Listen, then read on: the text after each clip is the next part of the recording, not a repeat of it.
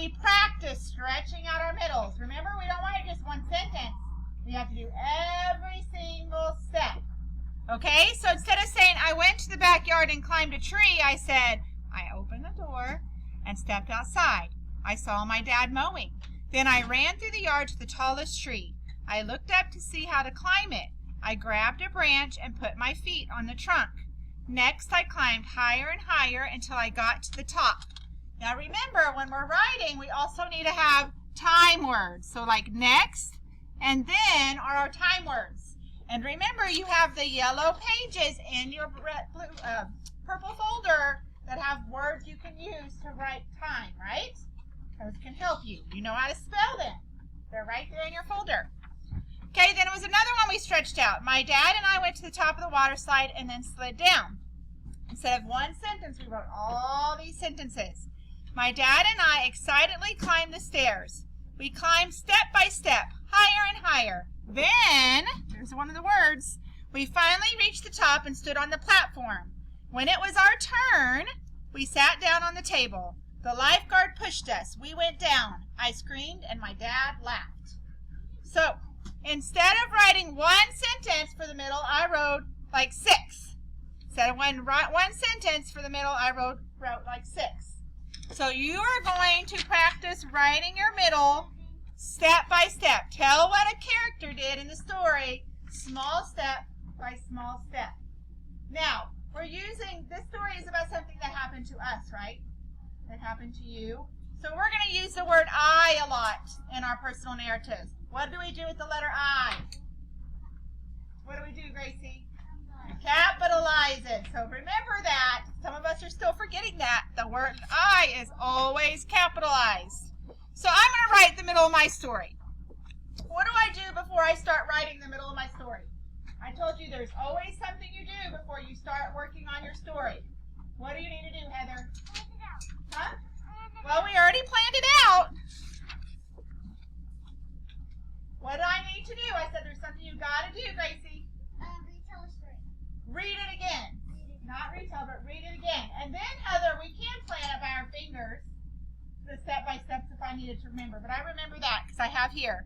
He called me back and said he heard the tornado. He went in the garage and saw that the barn was gone. Now, I'm just not going to write that, right? Do you remember all the things I did and my dad? I heard him go into the garage, all those things. I'm going to write step by step. But before I do that, I'm going to reread my beginning. Late one night in the spring, I was watching TV in the living room. All of a sudden, the weatherman said, "Tornado warning, take cover." I could hear the wind howling. Then I ran to grab some blankets and yelled to Mary and my husband to get in the bathroom. We climbed into the cold bathtub with our blankets. A few minutes later, that was one of my time things, the phone rang. It was my dad. He was in his bathtub too. Okay. Then I'm going to start my middle. Okay. We sat in the bathtub for what seemed like hours.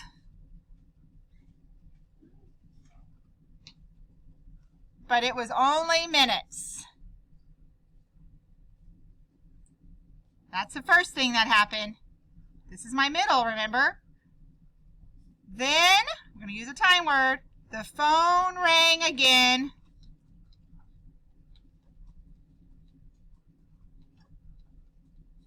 My dad said... I thought you said it was a few minutes later. I said it was only minutes. It felt like hours, but it was only minutes. Then the phone rang again. My dad said, "We got hit by a tornado." No, I mean like when yelled it like. Okay, let me write my story, okay? It's my story. Then the phone rang again. My dad said, I think we got hit, 'cause he didn't know yet. "I think we got hit by a tornado. I'm going to go check." That's what he said. I told him to wait. But he said it was okay. Or it was over, remember? The tornado was over. Okay. Okay. Shh. I told him. Okay. He said it was over. I would find that when I reread it. I told him to wait, but he said it was over. Do you see how I keep going back and reading it, trying to remind myself? Okay. He walked through the house to the garage.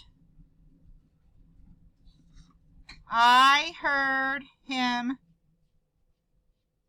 step into the garage.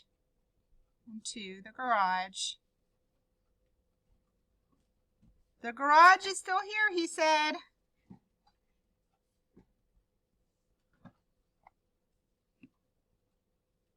Okay, I'm going to have to finish this when we get back from special, so we'll just finish it here. Okay, because I took a break, what do I need to do? What do I need to do, Corbin? Reread the story. Yes, so I got to remember where I was at, right? Okay, so late one night in the spring, I was watching TV in the living room. All of a sudden, the weatherman said, "Tornado warning, take cover." I could hear the wind howling. Then I ran to grab some blankets and yelled to Mary and my husband to get in the bathroom.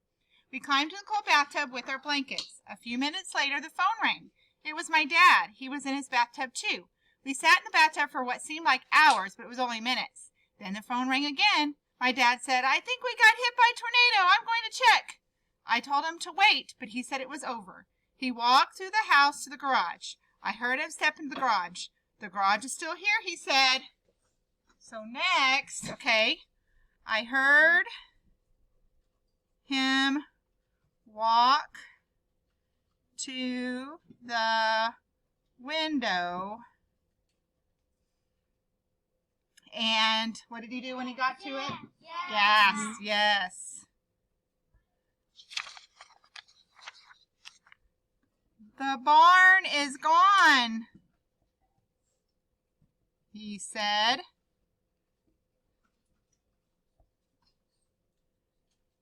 I couldn't believe it.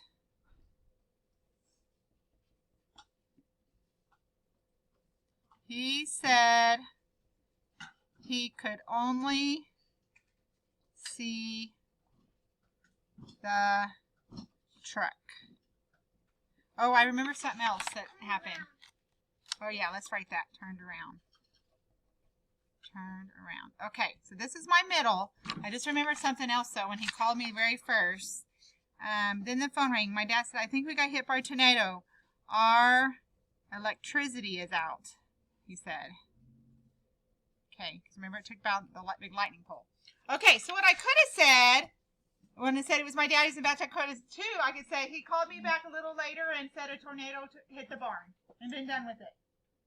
That would have just been one sentence. Would that have been interesting to read? No, my step-by-step of everything that happened is what's interesting to read, not one sentence that tells me everything in one sentence. So if you haven't finished your beginning, you're going to finish your beginning, but when you get to your middle, before you start writing, I want you to read your beginning again and finish it if you need to. And then before you start your middle, I want you to use your fingers and say what happened, step by step by step. Now you can look at your planning sheet to see what you wrote, what your middle is going to be about. But you need to think on your fingers everything that happened. And then you're going to go back and you're going to write your middle. You probably won't get it all written today. We're going to do this for about 10 minutes, and then we're going to do social studies before I have to leave and Miss Copeland comes in here and my friends go with Miss Riley. So we're going to write for about 10 minutes and work on our middle. Don't just start writing right now. If I see you start writing right this minute, unless you're not finished with your beginning. But even if you're not finished with your beginning, what do you need to do first? Read it again before you start. It's been a while since we worked on our story, so don't just start writing. I don't want to see you write right now. You need to read again.